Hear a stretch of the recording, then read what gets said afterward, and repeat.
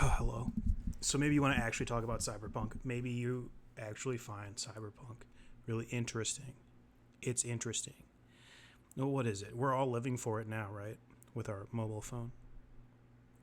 The mobile phone, so interesting. Creating parallaxes of ourselves, of our identities, of our social credit, of our credit, social value, credit value. Creating parallaxes of oneself from Facebook and MySpace. In some cases, sheltering versions of oneself. In other cases, modifying versions of oneself. Uh, Using avatars to escape oneself or to really super a ton be oneself. But is that cyberpunk? We're living through something now in the age of the internet, or maybe we aren't.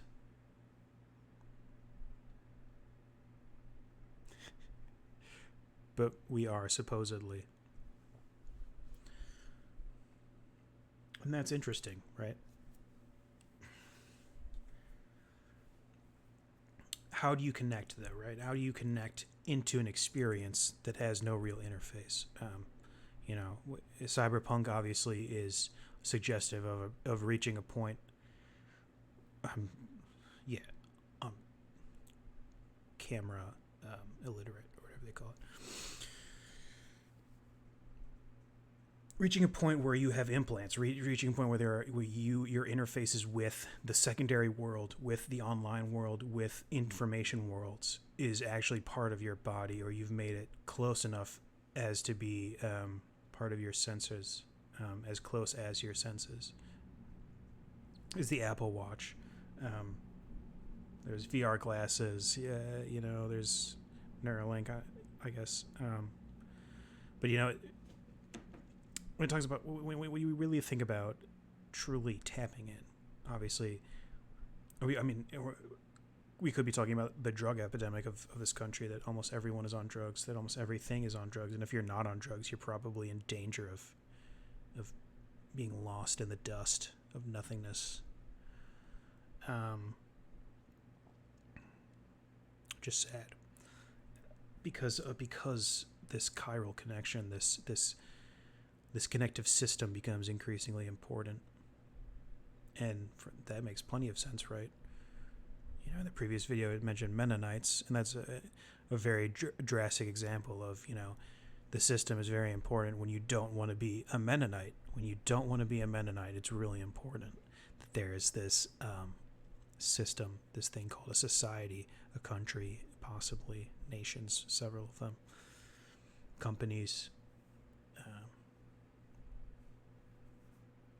Cyberpunk is a phrase is interesting because it both attracts and repels the basic truths of our advanced society,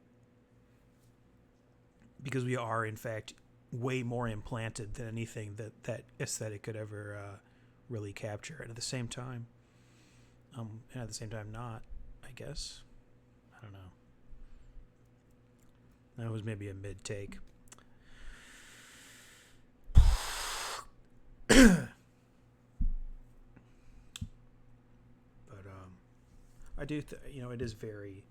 It feels important to now, but I think it feels important to now, not in a literal sense of because of how technology is, but it's almost because of what we want out of technology, and more often people achieve. People achieve. This is kind of circling back to me. People achieve a more of feel more cyberpunk, not through more technology, but through personal decisions, or like I said, drug use, but like through changing yourself, or through committing to certain groups or something. Because what came to mind to me as I was thinking about the game Second Life, the massively multiplayer online game Second Life, it's like, who plays that game? I don't really know that much about it. I remember the time when G4 TV. I don't want to get into that, but Second Life is a game that exists. So many things, the books.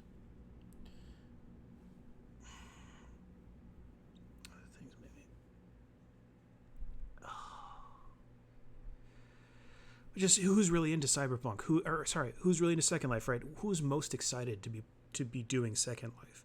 And I just remember there's like a, I don't know where there's like a motorcycle, they're like a motorcycle gang. I think they're like a motorcycle gang in there, but I think they're like, they're like very exclusive. They kind of do their own thing in Second Life. And I guess that's pretty cyberpunk, right? If you're really excited about it, right? And that's the risk of secondary engagements, or the secondary world of like of who really wants to do what, who's excited about what.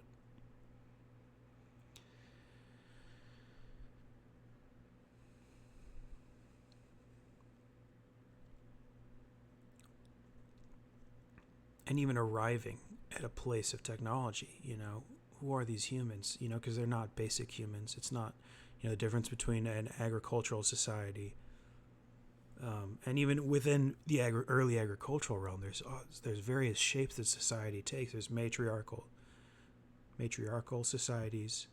There's dual organization, dual structure societies, ritual societies, and from there, living in a trade city versus living in a religious city. In the 1700s, living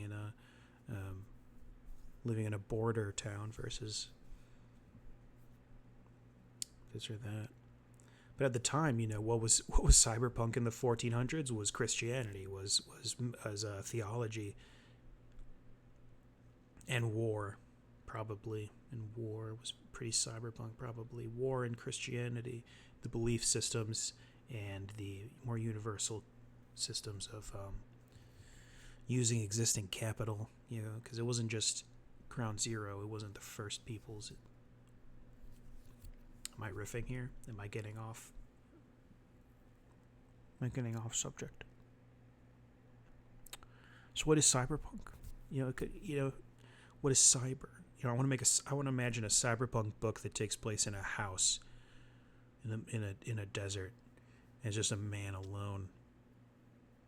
There's nothing there. There's no computer in there. There's dust. And that'll be a cyberpunk book. You'll call that a cyberpunk book.